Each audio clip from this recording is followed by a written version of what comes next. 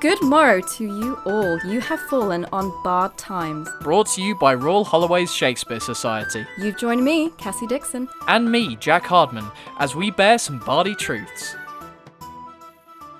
Hello everyone, and welcome back to Barred Times. Today we'll be looking at the character of Hamlet with a focus on portrayals of masculinity and emasculation. Here with me to talk about it is Alex Hughes, who is this year's Vice President of Film Society at RHUL Holloway. So, welcome, Alex. Hello. Thank you for having me. How are you? I'm okay. How are you? I'm good, thank you. Very pleased to have you on the show.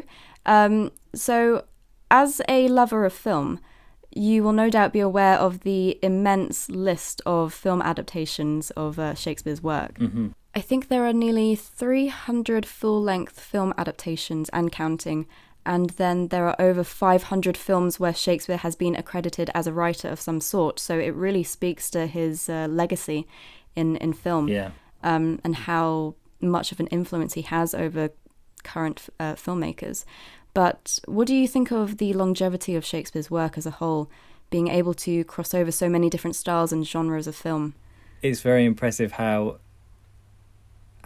his work has managed to survive all these years and is still being adapted today in so many different ways. I think it just speaks to how strong the source material is and how much it connects with people. Yeah, absolutely.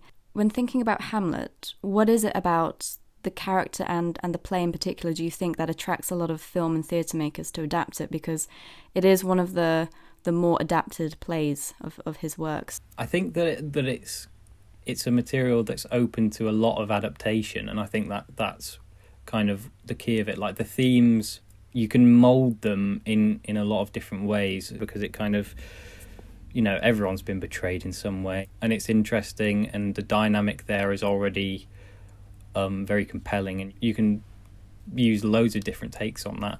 Another big topic of debate within the realm of Hamlet is his emasculation, which is very intriguing in itself. But would you consider the full scope of masculinity on film something that hasn't really been explored yet?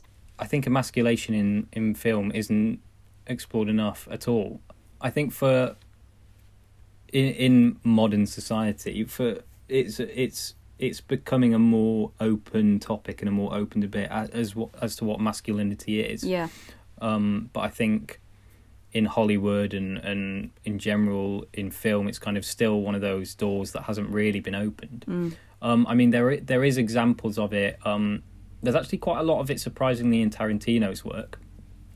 But the problem with this is it's often kind of used as a means to kind of show the character at a point of weakness, and then they come back from it. I think it needs to be explored kind of in more ways than just like fully degrading and that kind of stuff. Absolutely. I think there are far too many portrayals of toxic masculinity and not enough portrayals of positive masculinity, because if all young boys, for example, are seeing our portrayals of toxic behaviour, then that's not a good form of representation at all, and it's really limiting on what masculinity is when it's so broad. Absolutely.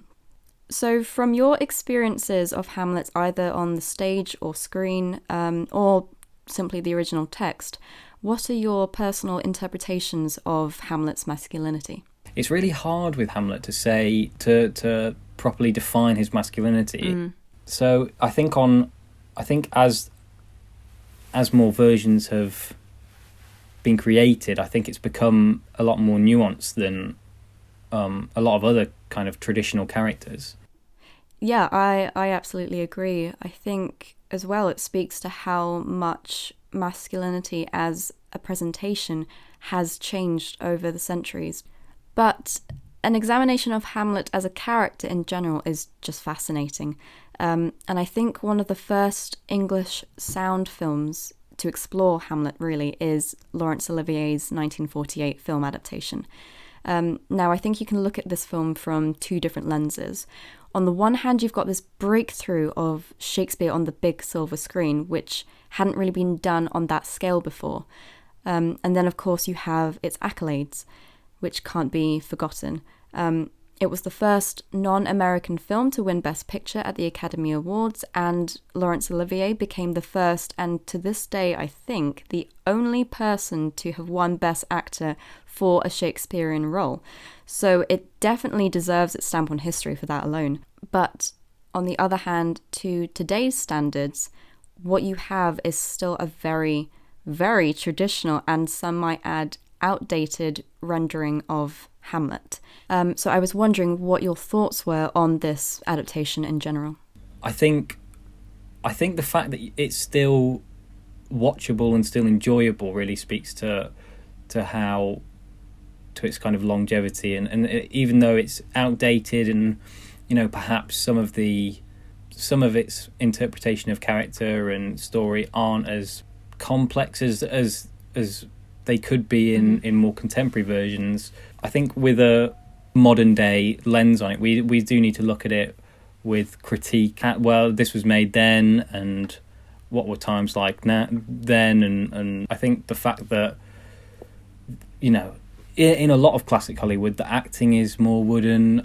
There's lots of wide angles and stuff like that. It's basically filmed as if it's a play in a lot of ways, which was great for kind of old audiences, but now it's not as enjoyable. Obviously, the sets and CGIs are quite primitive, if you can even call them CGIs. Where you know, for instance, where Hamlet's on the kind of ramparts of the castle, and you can see the backgrounds and all that it's very primitive. Yeah. But as I say, you've kind of got to look at these classic films with kind of both in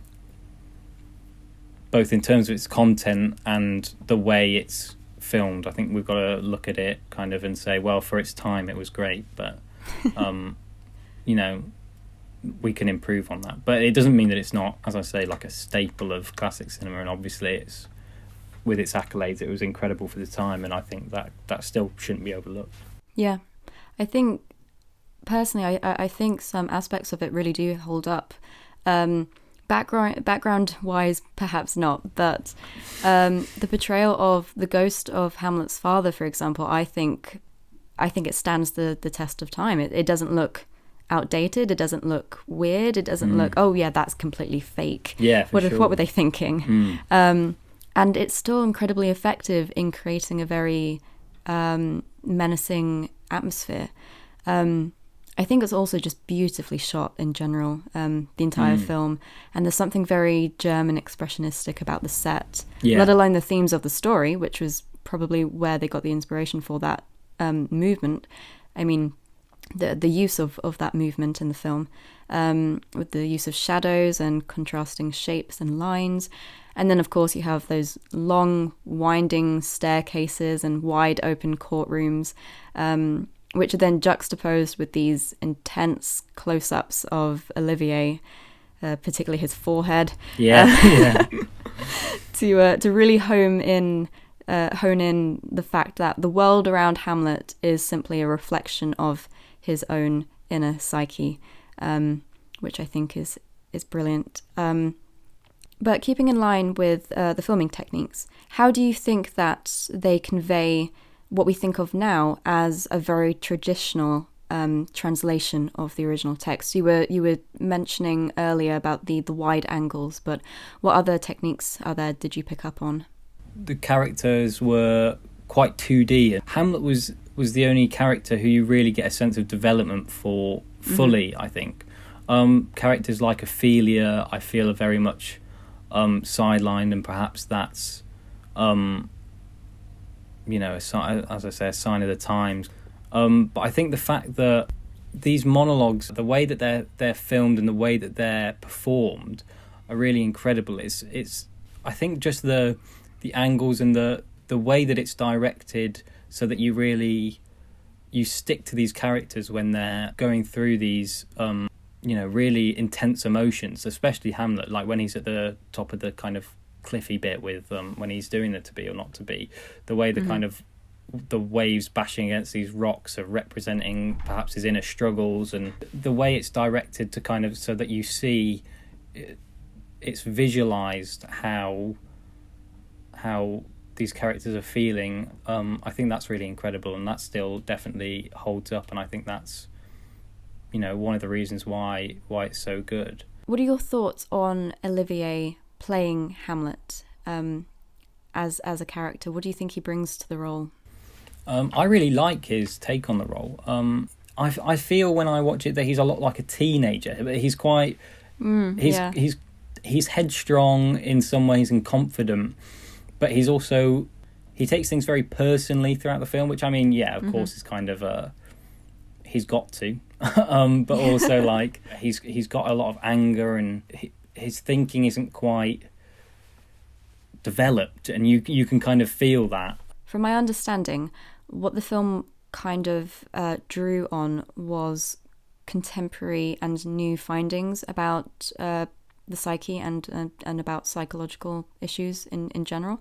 So I think they were more focusing on the inner workings of Hamlet's mind and how you could possibly portray that on the screen. And I think you're right in saying a lot of the other themes and characters do get sidelined because of that, because it's all about Hamlet. Yeah. But overall, do you think that the film works, A, as an adaptation of the play, and B, as a cinematic adaptation? I definitely think it works as both. But I think with a contemporary lens on it, obviously it doesn't hold up in the same way that obviously a film made today perhaps would, cinematically. So I definitely think the kind of the core of it is still very much relevant and still a great thing to explore in film and theatre.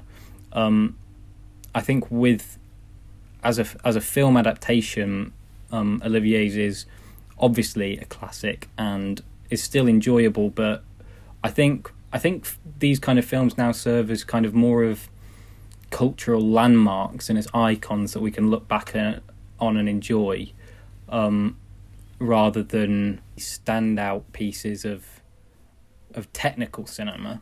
Obviously the performances are very much the classical direction, and as is the camera work, and I think it's important to be able to say things have come a long way, and if this was made today, if this same film was made today, it wouldn't be, you know, it would probably go rather unnoticed. But as I say, it's obviously a cultural landmark, and I think it deserves to be looked on as an incredible time in cinema.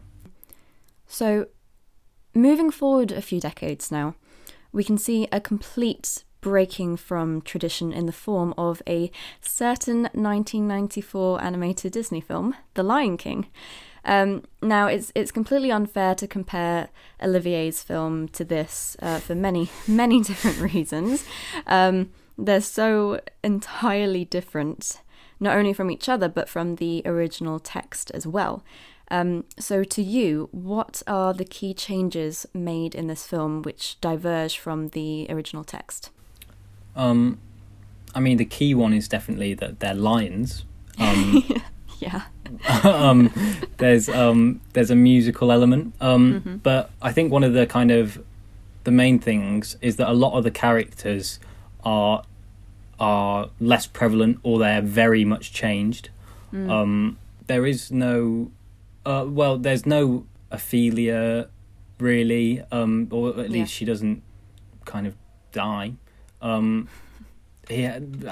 or the equivalent of Hamlet, Simba, has a proper love interest in this one. Timon and Pumbaa serve a role in the film which isn't really in Hamlet. I mean, it's arguable that they represent Rosencrantz and Guildenstern, but in Hamlet those guys kind of work for Claudius, I think, whereas for Simba, they're like his best friends, and they just want the best for Simba, really. Simba, I feel in a lot of ways Simba is a bit more 2D than Hamlet. No pun intended. Yeah, no pun intended at all. But yeah, so yeah, he's not as kind of complicated, and but that make, you know, for the type of film it is, that makes complete sense. Yeah, you're right. I think it's a challenge when you look at it face on, in the fact that it's a musical for children, basically, and then you compare it to the very adult themes of the original play, and you're like, oh, why, how did they, Yeah. But how do you think the film's genre conventions of it being a children's film, a Disney film, especially, how do you think those conventions change or have adapted the interpretation of the play? Well, I think the obviously, as you've said, the kind of the darker and the more adult themes of the film are obviously kind of glossed over, and they don't really come into play as much. But I think there is still a big element of tragedy in it, you know, with Mufasa dying, and I think it's strange how that's probably one of the big things as a kid you kind of remember watching and getting upset about.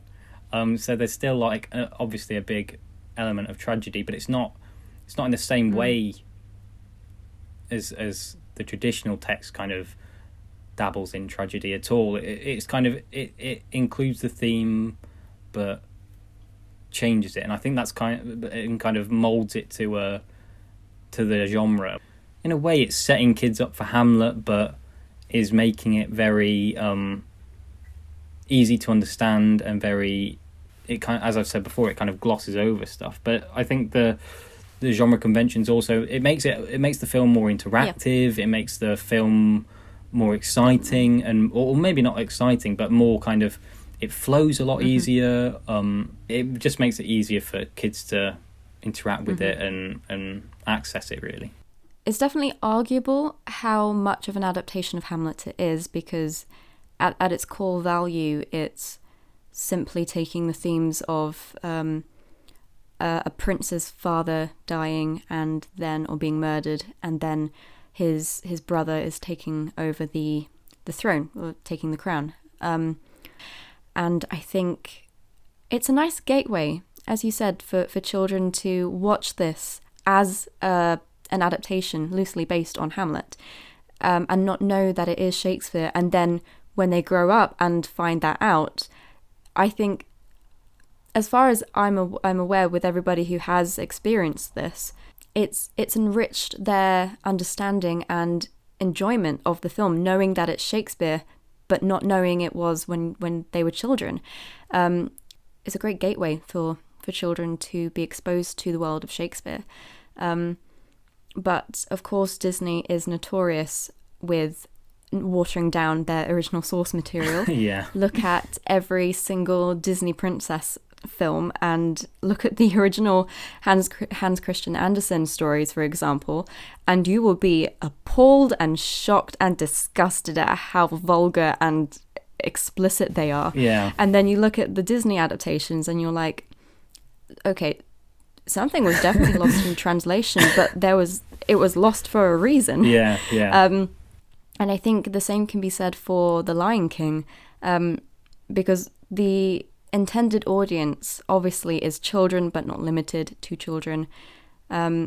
So as we've briefly discussed, the genre has definitely impacted some of the more adult themes that you see in the play. But just going off on that, what do you think specifically, in more detail, had been watered down or cut out entirely in the film? Because obviously you don't have the full-on Oedipus complex on display. Yeah, I mean, there's basically, as you said before, the whole psyche of Hamlet is kind of the core of the play in a way, and that's very much watered down. You don't really see that in Simba. You don't see the bouncing around of inside his own head. You don't see the kind of self-reflection. Yeah, it's definitely a more of a coming-of-age story. Yes, definitely. I think the themes of death are watered down, but they're very. It's funny how they're explored in The Lion King, because also you have this valley of death, and especially in terms of Ophelia and her death, that those kind of nuances aren't explored. You basically in The Lion King you have Nala and Simba who basically just fall in love and grow up, and most of the themes are just watered down. This theme of emasculation. In kind of all adaptations of Hamlet, this kind of being cast out emasculates Hamlet or Simba in a way, but I wouldn't really say as much is present. I think it's interesting though that Simba, when his dad dies, he feels very responsible, and I think the fact that he feels as although he was the cause of his masculine icon's death is an interesting dynamic, and I think maybe if that would have been explored in a bit greater depth, that could have been really interesting to watch, to see how this affects his masculinity as he grows up. But as he's a Disney character, that's again quite watered down and all that stuff. So, I think the themes of emasculation there are very they're there, but there's only kind of crumbs of it really. But at the same time, it is for kids, and I don't think they want to watch Simba go through some kind of existential crisis. So, No, yeah, I know what you mean. Definitely. I think what's great about cross-referencing these adaptations is seeing how each filmmaker and company really tackles the theme of masculinity. But on the more modern end of the scale now, I know you particularly like the TV show Sons of Anarchy. I myself am not very familiar with it. I haven't seen it. So do you mind telling us about it and how it relates to Hamlet? Yeah. So basically it's a TV series about a biker gang called the Sons of Anarchy.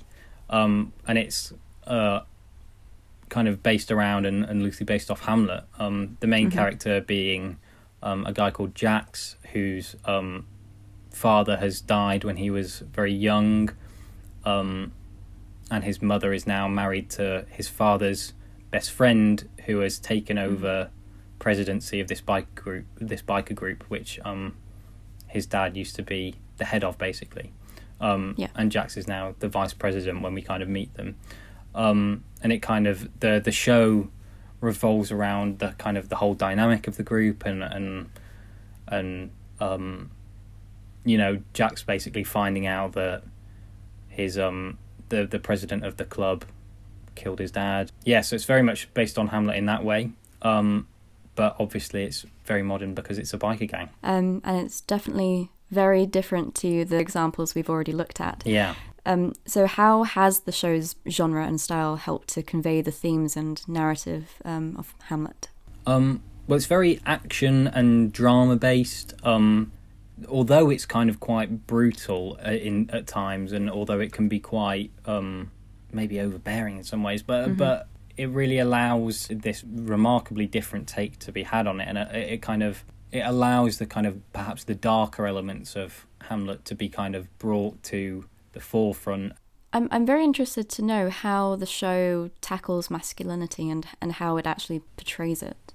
Would you mind telling us about that? Yeah, I mean, the core of this show being a biker gang, it fronts for this very masculine environment.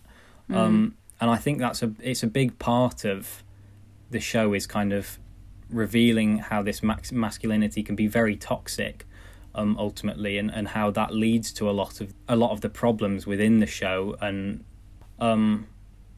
there's a lot of examples of misogynistic behaviour and snitches getting beaten up, and one of the characters who abandons the club or betrays them, a character called Juice, is subjected to some very uncomfortable situations in prison, and that kind of emasculates him, and it's kind of not really shown in a light that's particularly great for the most part. But then there's also a lot of nuance within the key character Jax, the protagonist, because he has a couple of sides to him. He's when he's kind of interacting with the club, he has to be very very masculine and very kind of hardcore, because ultimately it's a biker gang. But then the equivalent of, well, it's not really the equivalent of Ophelia, but loosely based on Ophelia is a girl called Tara, who he does fall in love with and has a baby with. He's very protective and loving of her, and very gentle with his child.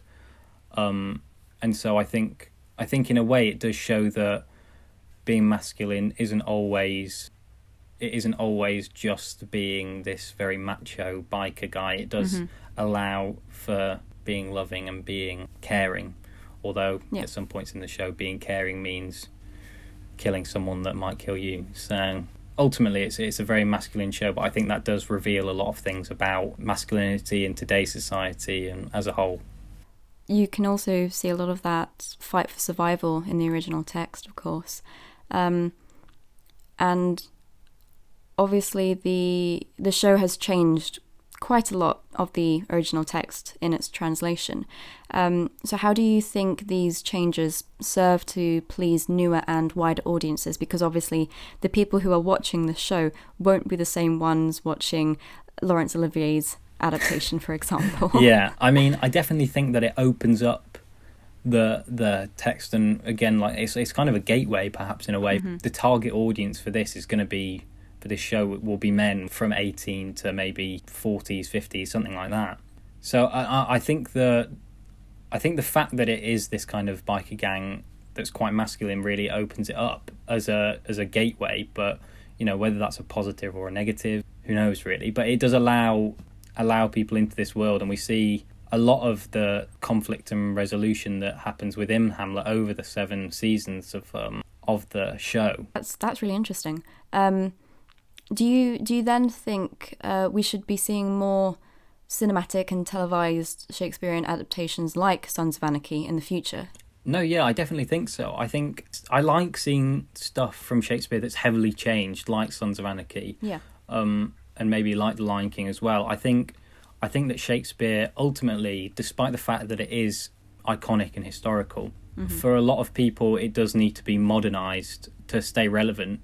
And to stay interesting. Another kind of example of Shakespeare's work that a lot of teens really love is 10 Things I Hate About You, which is a really great film, but I don't think that people would enjoy just a straight up film of the Taming of the Shrew in the same way. So ultimately I think that a lot of Shakespeare's work, the plays and the sources, need to be kind of more modernised to stay relevant, I think. Yeah, I think there's a lot to be said about the modernisation of Shakespeare and how that can help reach a wider demographic, especially in this day and age. And what do you think then can be done about the more negative portrayals of masculinity on film, just moving away from Shakespeare in general for a moment here? I think that it's good to get all angles on masculinity, and it's becoming increasingly important to show that masculinity can come in all different, shapes and sizes and different ways. You don't have to be big and strong to be masculine, and being gentle and being loving can also be masculine or can be manly. And I think that needs to be shown more so in films. I think there are examples of film where this change is happening, but I don't think it's happening on the scale that it probably needs to, or needs to certainly kind of change minds. I think film is such a great way of showing people different ways of life, and it's a great way of having people accept these views and kind of see them as normal and totally okay. And I think that's a really good thing, but I do think it needs to be explored more for sure in film today. So do you think Hamlet can provide more opportunity for discussion around masculinity then? I'd say almost definitely, yeah. I think it's interesting that there's already been so many different takes on Hamlet, and I think in order to for those adaptations to be legitimate, I think they need to be kind of creative, and I think there's definitely scope for Hamlet's masculinity to be explored further, and the rest of the themes within that play and within the films. But as I say, I just think it needs to be different. I think that, as good as Shakespeare may be, I think churning out the same film again and again is kind of pointless. but no, I definitely think there's a lot of scope for more exploration of masculinity within Hamlet and within the rest of Shakespeare's work. Brilliant. Yeah, that's great. And I think that is all we have time for in today's episode. So I just want to say a big thank you for coming on. Thank you for having me. It's been great. Yeah, no worries. It's been great hearing your opinions. And good luck with your society events in the near future. Thank you. You too. And a big thank you to everyone else who tuned in to today's episode. This has been Cassie Dixon. Stay safe, and in the words of the bard himself, to thine own self be true.